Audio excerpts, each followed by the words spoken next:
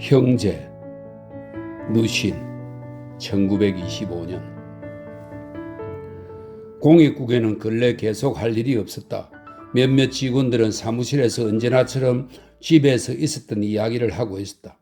친이탕은 물 담뱃대를 손에 쥔 채 숨 넘어가듯 기침을 했으므로 모두들 입을 다물 수밖에 없었다.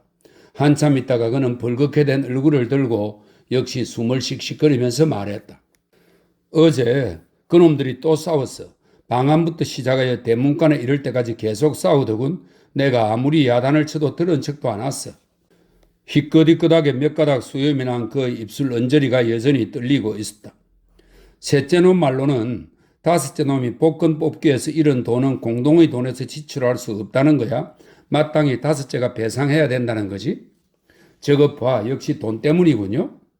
장 페이지는 붕괴하면서 낡은 긴 의자에서 일어났다. 두 눈이 깊은 눈두덩 안에서 자애스럽게 반짝였다. 난 정말 자기 집 형제간에 무엇 때문에 그렇게 꼭 세세하게 따져야만 하는지 이해할 수 없어. 어떻든 모두 같은 게 아닌가? 자네들 형제 같으면야 어디 있기나 한가? 이탕이 말했다. 우리들 같으면 문제가 되지 않아요. 피차간에 모두 같으니까. 우리들은 돈이나 재물을 마음에 두지 않지요. 이렇게 되니까 아무 일도 없더군요. 어느 집에서든지 재산 분배로 싸움이 있으면 나는 언제나 우리 집안 사정을 말하고 그들에게 싸우지 말라고 타이르곤 하지요. 이탕 씨도 아들에게 지도를 하셔야지요.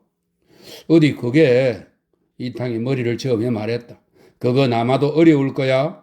하며 왕외성이 말하고는 공손하게 죄의지인의 눈치를 보았다.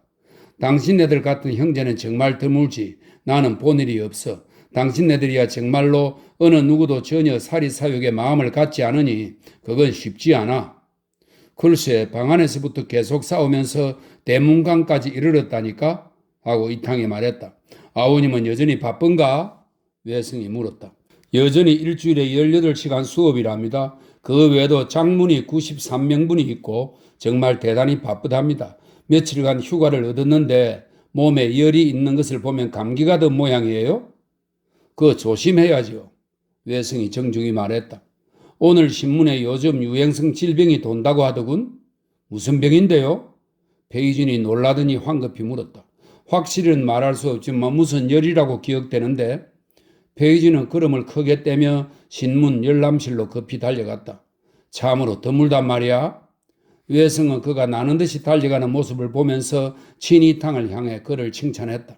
저들 두 형제는 꼭 한 사람 같아요. 만약 모든 형제가 저렇다면 집에서 어디 난리법석을 피울 수 있겠어요? 나는 흉내도 못 내겠어요.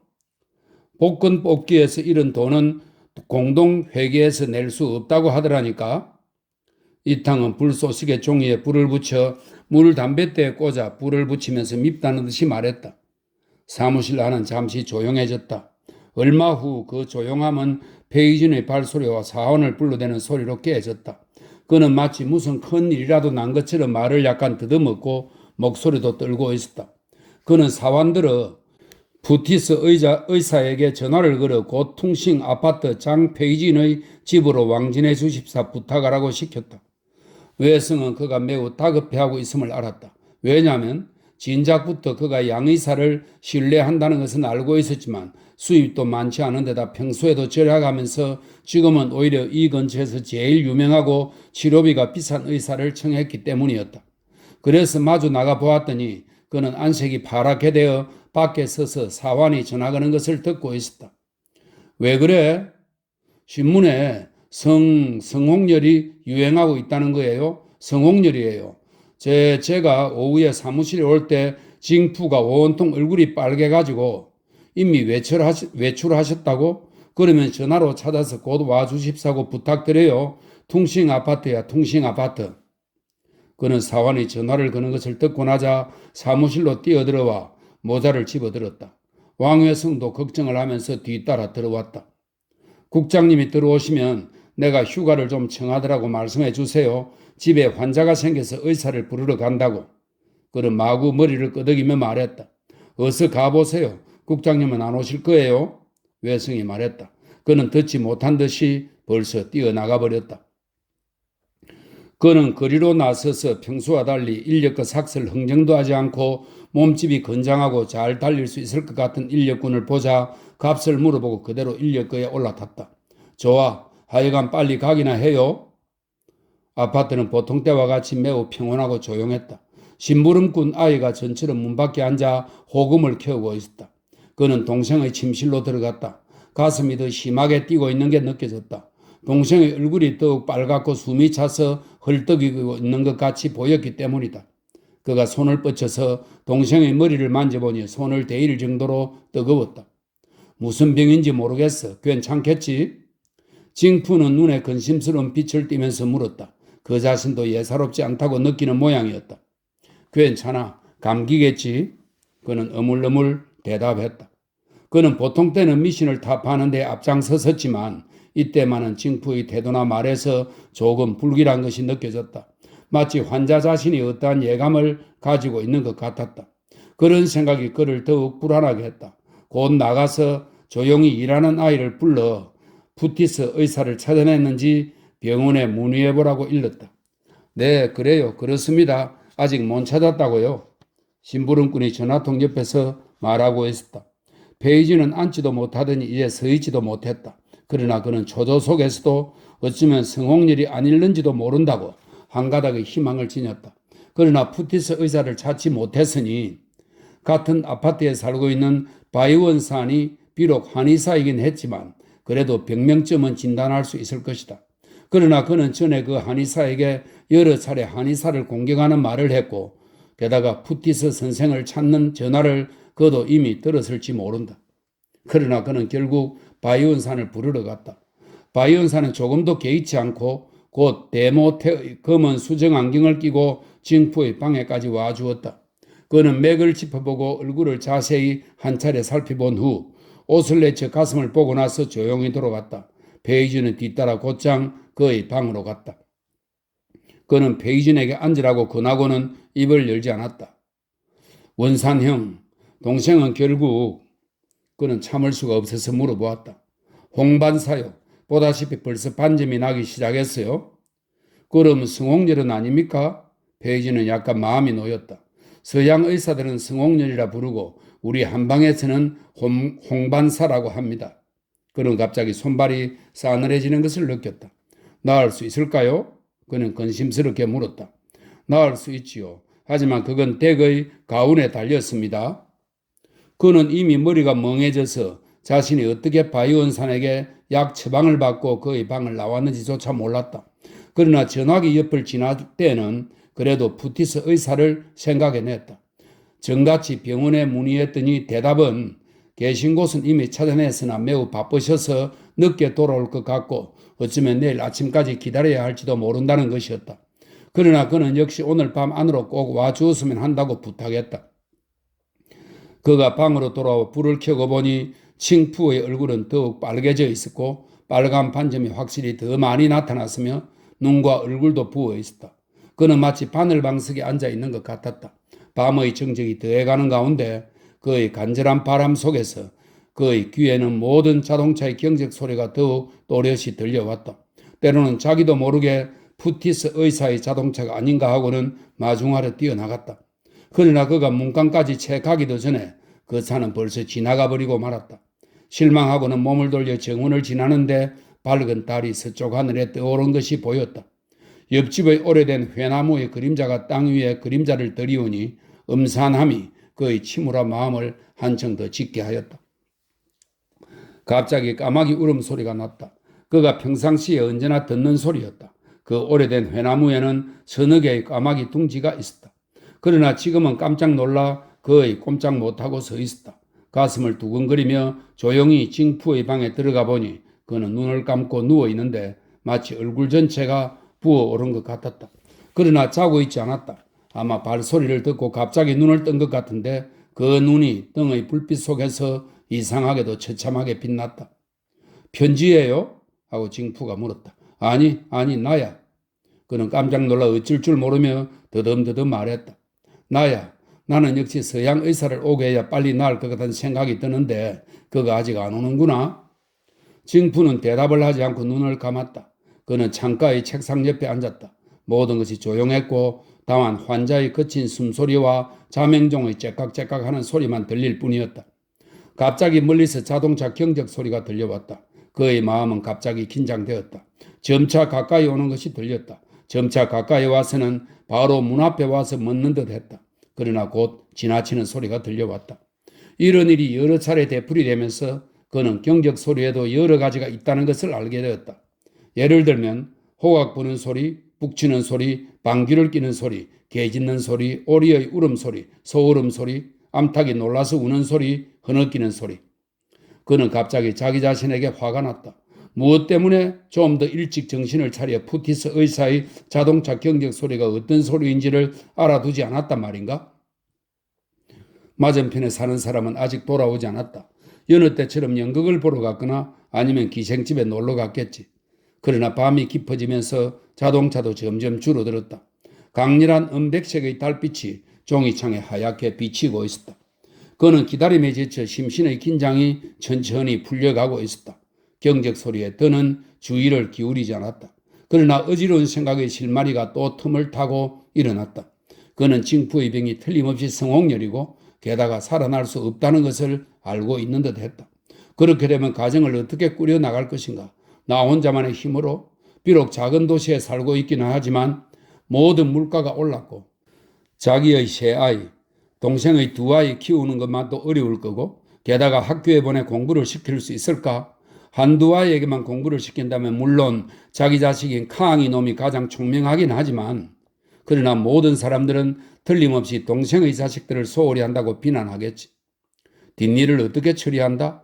관을 살 돈도 부족한데 어떻게 고향 집에까지 운반할 수 있을까? 잠시 공공영안소에 맡겨두는 수밖에 없지. 갑자기 멀리서 발자국 소리가 들렸다. 후다닥 일어나서 방을 나가보니 맞은편 방에 사는 사람이었다. 선재는 백제성에서 기분이 좋아서 낮게 흥얼거리는 노래소리를 듣자 그는 실망하고 화가 나서 뛰어나가 욕을 해주고 싶었다. 그러나 그는 뒤이어 심부름하는 사람이 유리마개가 있는 초롱을 들고 있는 것을 보았는데 불빛은 뒤에 따라오는 사람의 가죽 구두를 비추고 있었다. 위쪽의 희미한 불빛 속에 키가 큰 사람이 있었다. 흰 얼굴에 검은 턱수염, 바로 푸티스 의사였다. 그는 보물이라도 얻은 것 같이 나는 듯이 뛰어가서 푸티스를 환자의 방으로 데리고 들어갔다. 두 사람은 모두 침대 앞에 섰고 그는 등불을 쳐들어 비추었다. 선생님, 열이 높고 페이지는 숨이 차서 말했다. 언제부터 그랬죠? 푸티스는 두 손을 바지 주머니에 넣은 채 환자의 얼굴을 응시하면서 천천히 물었다. 그저께, 아니 그저께. 푸티스 의사는 아무 말도 하지 않고 맥을 짚어보았다. 그러고 나서 페이진에게 등불을 높이 쳐들게 하더니 환자의 얼굴을 비추게 하고 자세히 들여다보았다. 그런 다음 이불을 치우게 하고는 옷을 벗겨 보이게 했다. 보고 난 후에 손가락을 펴서 배를 문질렀다. 홍역? 푸티스는 낮은 소리로 혼잣말처럼 말했다. 홍역? 그는 놀라움과 기쁨으로 목소리까지 떨리는 것 같았다. 홍역입니다. 홍역이란 말입니까? 홍역입니다. 너 아직 홍역을 안 했던가? 그가 기뻐하며 칭푸에게 묻는 사이에 푸티스 의사는 이미 책상이 있는 곳으로 걸어갔으므로 그도 뒤따라갔다. 의사는 한쪽 다리를 의자에 올려놓고 책상 위에서 편지지 한 장을 끌어당기더니 주머니에서 아주 짧은 연필을 꺼내 책상 위에 대고 무엇인지 알아보기 어려운 글씨를 몇 자 휘갈게 썼다. 바로 처방전이었다. 약방은 이미 다쳤을 텐데요. 페이지는 처방전을 받아들고 물었다. 내일 괜찮아요. 내일 먹이시오. 내일 한 번 더 보셔야죠. 다시 볼 필요 없어요. 신 것, 매운 것, 너무 짠 것을 먹으면 안 됩니다. 열이 내리고 나면 오줌을 내 병원에 보내시오. 검사해보면 됩니다. 깨끗한 유리병에 넣으시고 밖에는 이름을 쓰세요. 푸티스 의사는 그렇게 말하며 걸어갔다. 그는 5원짜리 지폐 한 장을 받아서 주머니에 넣고는 그대로 나갔다. 페이지는 전송을 나가 그가 자동차에 올라 출발하는 것을 보고 나서야 몸을 돌렸다. 막 아파트 문으로 들어가려 하는데 등 뒤에서 고고 하는 두 마디 소리가 들려왔다. 그는 비로소 푸티스의 자동차 경적 소리가 소의 울음소리 같다는 것을 알았다. 그러나 지금 알아서 무슨 소용이 있단 말인가? 그는 생각했다. 방 안의 불빛조차도 즐겁게 보였다. 페이지는 만사가 모두 해결되고 주위가 모두 평온한데도 마음속은 텅 빈 것 같았다. 그는 뒤따라 방에 들어온 심부름꾼에게 돈과 처방전을 주면서 내일 아침 일찍 메이야 약방에 가서 약을 사오라고 일렀다. 왜냐하면 그 약방은 푸티스 의사가 지정한 곳이며 이 집의 약품만이 가장 믿을 수 있다고 말했기 때문이었다. 동성의 메이야 약방이야. 꼭 거기 가서 사오도록 해. 잊지 마. 메이야 약방이야. 그는 나가는 심부름꾼 뒤에 대고 말했다. 뜰에는 온통 달빛이 비쳐서 은처럼 하얗다. 백제성에서라고 노래하던 이웃 사람은 이미 잠들었는지 모든 것이 매우 조용했다. 다만 책상 위의 자명종만이 즐거운 듯 규칙적으로 째깍째깍 소리를 내고 있을 뿐이었다. 비록 환자의 호흡 소리가 크게 들리기는 했으나 매우 고르다. 그는 자리에 잠깐 동안 앉아있다가 갑자기 즐거워졌다. 너는 이렇게 크도록 아직도 홍역을 치르지 않았단 말이야? 그는 무슨 기적이라도 만난 것처럼 놀라워하며 물었다. 하긴 너가 기억할 수야 없겠지. 어머님께 물어보아야 알겠지. 그러나 어머님은 이곳에 안 계시니 아무튼 홍역을 안 치렀단 말이지. 하하. 페이진이 침대에서 눈을 떴을 때는 아침 해가 이미 문 창호지에 비치어 그의 몽롱한 눈을 부시게 했다. 그러나 그는 사지에 힘이 빠져 당장은 움직일 수가 없었다. 또한 등이 썰렁하리만치 땀에 흠뻑 젖어 있었다.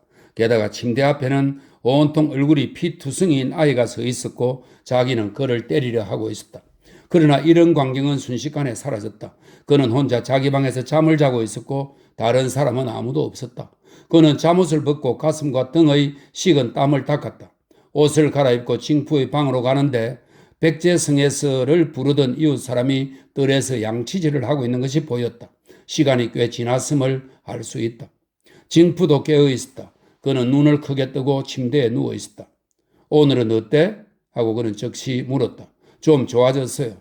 약은 아직 안 왔어? 안 왔어요. 그는 바로 책상 옆에 있는 침대 맞은편에 앉았다. 징푸의 얼굴을 보니 이미 어제처럼 그렇게 빨갛진 않았다. 그러나 자신의 머리는 아직도 흐리멍덩해서 꿈속의 단편들이 동시에 깜빡깜빡 떠올랐다 사라지곤 하는 것을 느꼈다.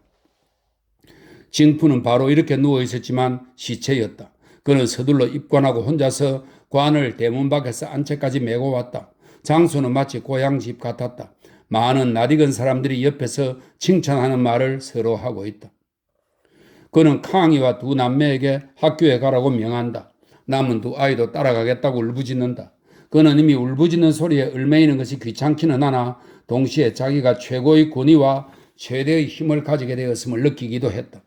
그는 자기의 손바닥이 평상시보다 3배, 4배로 커지며 쇠로 만들어진 것 같이 보였다. 그 손바닥으로 허승의 뺨을 후려 갈긴다. 그는 이러한 꿈의 흔적이 엄습해오자 무서워졌다. 일어나 방 밖으로 나가려고 했으나 끝내 움직이지 못했다. 이런 꿈의 흔적을 억누르고 잊어버리려고 했지만 오히려 물속을 휘젓는 그 위 틀처럼 몇 바퀴 돌다간 결국 다시 떠오르고 마는 것이었다. 허승은 얼굴이 온통 피투성이가 되어 울면서 돌아왔다. 그는 제단 위로 뛰어오른다. 그 아이 뒤로 한 무리의 낯익은 모습들과 낯선 모습들이 따라오고 있었다. 그는 그들이 공격하려고 다가옴을 알고 있었다. 나는 결코 양심을 속일 일이 없습니다. 당신들은 어린아이의 거짓말에 속지 말고 자기 자신이 이렇게 말하는 것이 들렸다. 그 옆에 허승이 서 있었다. 그는 또 손을 들어 그는 갑자기 꿈에서 깨어났다. 매우 피로함을 느꼈다. 등이 아직도 썰렁한 것 같았다. 징푸는 맞은편에 조용히 누워 있었다. 호흡은 비록 거칠었지만 매우 고르다. 책상 위에 있는 자명종은 더 한층 큰 소리로 째깍째깍 소리를 내고 있었다. 그는 몸을 돌려 책상 쪽과 마주했다. 먼지가 쌓인 것이 보였다. 다시 얼굴을 돌려 종이 창문을 보았다. 달력이 걸려 있었고 예서체로 27이란 두 글자가 까맣게 쓰여 있었다. 심부름꾼이 약을 사가지고 왔다. 책구름이도 들고 있었다. 뭐예요? 징푸가 눈을 크게 뜨고는 물었다. 약이야. 그는 넋을 잃고 있다가 정신을 차리고 대답했다. 아니, 그 구름이요. 그건 나중에 보고 약부터 먹자. 그는 징푸에게 약을 먹이고 그러고 나서 책구름이를 들고 말했다. 수어스가 보내온 거야. 틀림없이 너가 빌려달라고 했던 참깨와 백합이겠지? 징푸는 손을 뻗쳐 책을 받았으나 책 표지만 보고 책등의 금박으로 된 글자를 쓰다듬어 보고는 곧 머리맡에 놓고 말없이 눈을 감았다. 잠시 후엔 기쁜 듯이 낮은 소리로 말했다. 병이 나으면 번역해서 문화서관에 팔아야겠어요. 그들이 채택해 줄지는 모르겠지만 이날 베이진이 공익국에 도착한 것은 평상시보다 훨씬 늦은 거의 오후 무렵이었다. 사무실에서는 벌써 친이탕의 물담배 연기가 자욱하게 차 있었다. 외승이 멀리서 보고는 맞으러 나왔다. 오셨군요. 아우님은 다 나았어요. 나는 그렇게 대수롭지 않게 생각했는데 유행병은 해마다 있는 것이니까 뭐 그렇게 대단한 것은 아니었겠지요. 나와 이탕 씨가 걱정하고 있던 중이에요. 모두들 어째서 아직 안 나올까 하고 말했어요. 이제 나와서 잘 됐네요. 그런데 당신 얼굴의 기색이 조금 그래 어저께와는 좀 다른데요. 베이진도 마치 이 사무실과 동료들이 어제와는 좀 다른 것 같이 느껴졌다. 비록 모든 것이 그가 익히 보아왔던 것들이기는 하나 부르진 옷걸이, 이 빠진 타구, 흩어져 먼지를 뒤집어선 서유더미, 다리가 꺾인 낡은 긴 의자, 그 의자에 앉아서 물담뱃대를 받쳐들고 기침을 하고 머리를 저으며 탄식하는 친이탕. 그놈들이 또 안채에서부터 내내 싸우면서 대문관까지 갔다니까? 그래서요. 외승이 그에게 대꾸했다. 내 말은 베이진 형의 일을 아이들에게 말해주어 그들에게 배우게 하라는 거예요. 그렇지 않으면 정말 아버지인 당신의 우라통을 터뜨려 죽게 할 거예요. 셋째 놈이 말하길 다섯째 놈이 볶음 뽑기로 잃어버린 돈은 공동의 회계에서는 지출할 수 없다는 거야. 당연히. 이탕은 허리를 굽히며 기침을 했다. 정말 사람의 마음은 제각각이라 하더니 외승은 그렇게 말하면서 얼굴을 베이진에게로 돌렸다. 그래, 아우님은 이제 괜찮은가요? 아무것도 아니었어요. 의사 말로는 홍역이라는 거예요. 홍역?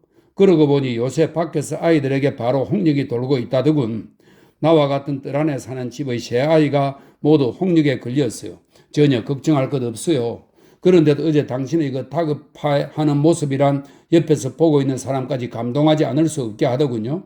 정말 그거야말로 형제는 화목하다 하더군. 어제 국장님은 오셨나요? 아직 묘연하기가 황학 같지요. 가서 출근부에 왔다고 사인하면 돼요. 마땅히 자기가 배상해야 한다는 거야. 이탕은 혼자 말처럼 말했다. 그 복권이란 게 정말 사람 잡는 것이더군. 나는 전혀 모르겠어. 손을 대기만 하면 당하게 마련이라는 거야. 어제도 밤이 되니까 또 안채에서 대문관까지 이르도록 내내 싸우더군. 셋째 놈에게 학교 다니는 아이가 둘이나 더 있어서 다섯째 놈의 말로는 셋째가 공동의 돈을 더 쓰고 있다는 거야. 기가 차서. 정말 갈수록 더 복잡해지는군요. 외성은 실망한 듯이 말했다. 그래서 자네들 형제를 보면 말이야 베이진 나는 정말 감복할 따름이네. 감히 말하지만 이건 결코 면전이라고 칭찬하는 것은 아니네. 베이진은 아무 말도 하지 않았다. 그는 사환의 서류를 가져오는 것을 마주 보고 받았다. 외승이 따라가서 그의 손에 있는 서류를 들여다보고 읽었다. 공민, 하오상산 등의 청원서. 동쪽 교외에 신원불명의 남자 시체 한 구가 있으니 위생상, 공익상 곧 관을 지급하여 매장하도록 bun국에 명하여 주시기를 청원합니다. 제가 처리하지요. 당신은 일찍 댁으로 돌아가세요. 당신은 틀림없이 동생의 병이 걱정될 거예요. 당신들은 정말 할미새가 덜에 있도다라군요. 이 할미새가 덜에 있도다라는 것은 형제간의 우애를 말하는 뜻이라고 합니다.